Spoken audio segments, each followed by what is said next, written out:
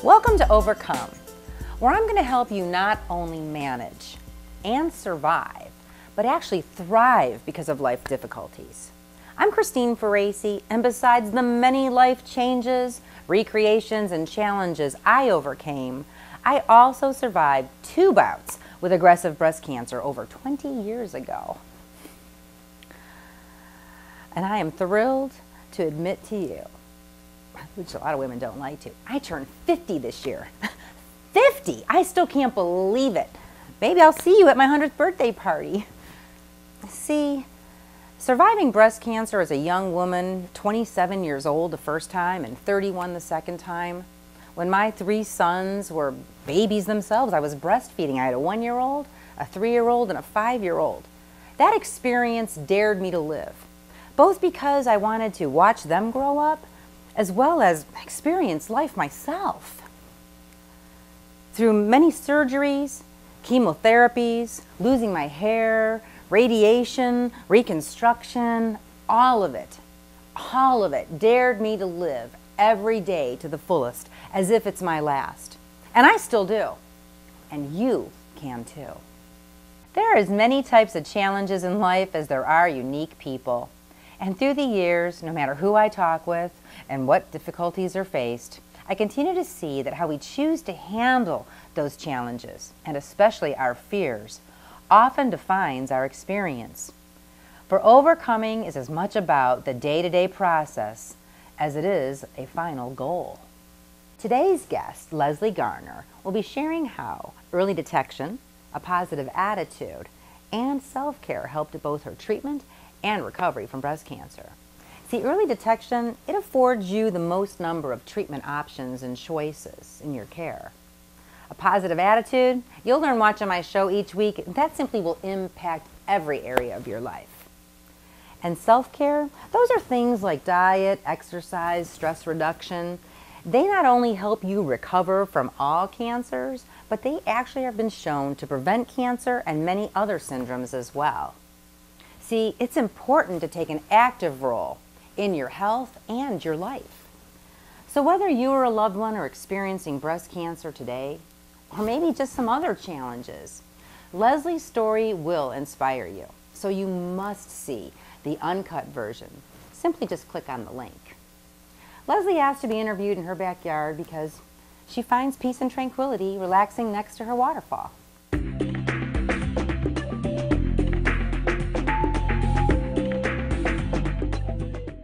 Hey Leslie, welcome to the show, and thank you so much for being willing to come on. Thank you for having me. I appreciate it. Hi, my name's Leslie Garner. I'm age 46. I'm 3 weeks post 28 days of radiation treatment, and cancer picked me on August 23rd, 2010.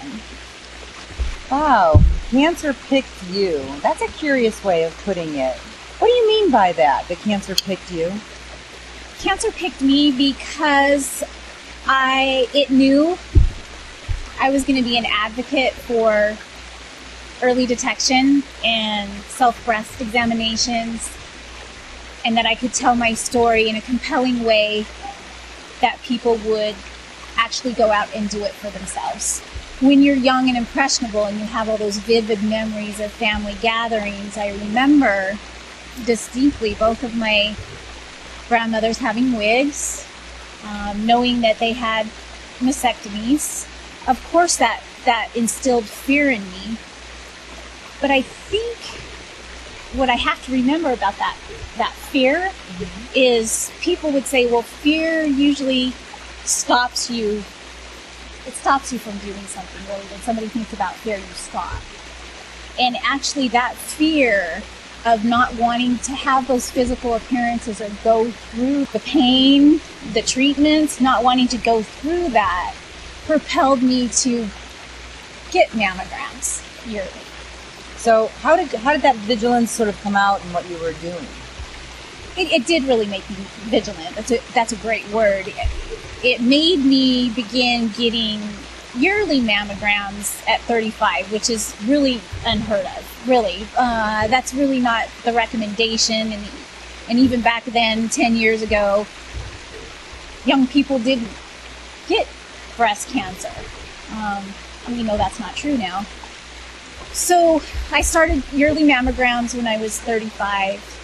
And, actually had 3 abnormal mammograms up until this diagnosis. And what we're trying to remind everyone, it's not just about our lives, which is the key importance, but early detection gives the most treatment options. Of course, the lumpectomy is not new. I had a breast MRI done first to make sure I didn't have cancer anywhere else in my breast, and of course I didn't, which was grateful, so I did choose the lumpectomy. But the new part of that is called brachytherapy. And brachytherapy in layman's terms would be partial radiation treatment.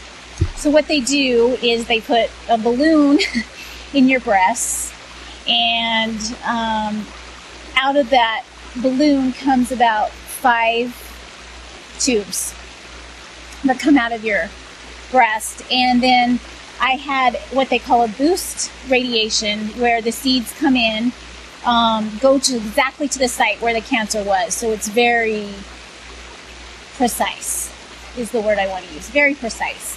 And I had 4 treatments of that. And normally, it's usually 10 treatments. So I cut down my severity there with early detection. And then I had 28 days of radiation. And now my only other treatment is to be on tamoxifen, which is the preventative medication they call for breast cancer. I dodged the chemo bullet. And anybody that I talk to that has been through breast cancer with chemo said that chemo's the worst part. Early detection gives you the options for treatment. And if you wait until it's too late, you lose the option of choice. And choice really does empower you to feel like you're in charge of some of your care. You can have your choice of how your treatment goes. I have a recipe for me overcoming that. So I'm going to give you mine. You can make your own recipe, but just stick to it. If you need to make changes to it to make it better. But my recipe is the main ingredient is to have a positive attitude likened to an innocent child. But the other person that can be in there is the adult, and the adult to make the decisions that you have to make for your health and for your family. The other one is support. You need to grab support from whomever you can, be it your family, your friends, your strangers. And we're not strangers really, but I just met you a month ago, and here we are making a difference for other people in early detection. Be it music, be it your backyard, or really mine too. In regards, I had support of my family and friends, no question. But the other one was exercise. I'm a jogger, and the only time I didn't exercise through the whole treatment plan was when I, of course, had tubes and a balloon inside me. But other than that, I jogged, I exercised, which is what we should do. We should do anyway, whether we have breast cancer or not. And then take all of that and sprinkle that with selfishness, because if you're not taking care of yourself, if you're not doing self-care and making that soldier fit, then you won't be able to take care of other people. It's hard for women to be selfish, but But that's my last ingredient. You really need to sprinkle that in. And that doesn't mean that you hurt other people or you don't care about other people's rights or anything like that. It just means that you take care of yourself. Mm-hmm. And I really appreciate you coming on our show today, Leslie, and being willing to share your compelling story with other people to help them. You are beautiful and wonderful, and I really appreciate you. So thank you so much for having me. I loved it. Thank you. Wow, look at her go.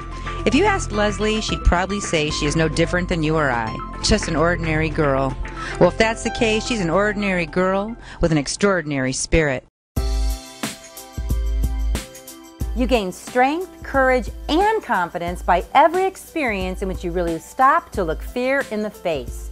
These are powerful words spoken by Ms. Eleanor Roosevelt, First Lady of the United States. Now, Leslie's recipe may seem like a tall order if you're feeling under it instead of over it. But it's really quite simple. A positive attitude, it means expecting the best. And what do you do if you're simply just feeling down? Be nice to yourself. Practice a simple pleasure. Do you have a waterfall? A fountain? Sprinkler? How about a slip and slide? A garden? I know you have a favorite piece of music. Put it on. Soak in a hot tub. Call your best friend. Try something new. There are so many things that you can do to make yourself feel better. Best yet, pick yourself up, put your shoes on, go for a brisk walk outside. Movement heals. And when the scary thoughts start spiraling in your mind, just don't listen to them. See, that's the great thing about being alive. We get so many choices. We may not get to choose what happens to us, but we do get to decide how we handle it and how we face it. We get to decide how we want to live every minute of every day. So face that challenge. Stare your fears down, and you will be better equipped to handle the next challenge. Not only that, you will be a force that Mother Nature will think twice before reckoning with. And how do I know you can do it? Oh, you can do it. Because if I can do it, everyone can do it. Come on now. After 2 cancer experiences as a single mom, I went back to college and graduated from Arizona State University with a 4.0 summa cum laude. And then I did all kinds of things. And you'll note many of them were in the air. I went hot air ballooning in the desert. What a rush that was. I went parasailing in Hawaii. In fact, I've been to Hawaii twice. Because I'm afraid of being in water over my head and claustrophobic, I got scuba certified for my 40th birthday. I get motion sick, so I decided to do an aileron roll in a Glass Air 3. Because I am afraid of heights and have a fear of falling, I jumped out of an airplane. I started my own breast cancer nonprofit to help people who've had it recover with grace and power. I have a wellness center where I help everyone to get well.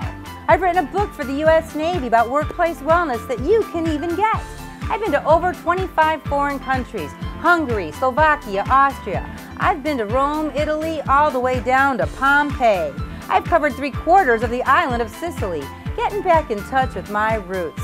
I've been to England, from London to the White Cliffs of Dover, all the way to Stonehenge. I even ate haggis and played bagpipes in Scotland. I've been to Paris twice. I even lived there for 5 weeks one summer. I've been to Mexico countless times because I love the culture and the people. I went to Spain, Portugal, and Morocco all by myself. I've stood atop of the Alps and listened to Alp horn players. I've even ridden along the Nile and stood in the hidden secret chambers of the pyramids. I even got married again to a wonderful man with 2 smaller kids, and we are a motley crew family. And my latest gig? I'm getting certified to be a yoga teacher the weekend of my birthday. So like I said, I know you can do it, but you need to believe you can do it too. So until next week, take good care of yourself. By managing, surviving, and thriving through life's difficulties, you will awaken and achieve your dreams. Next week on Overcome, Scott Dana and Kelly Parsons share how they not only meet, but beat the challenges of living with epilepsy.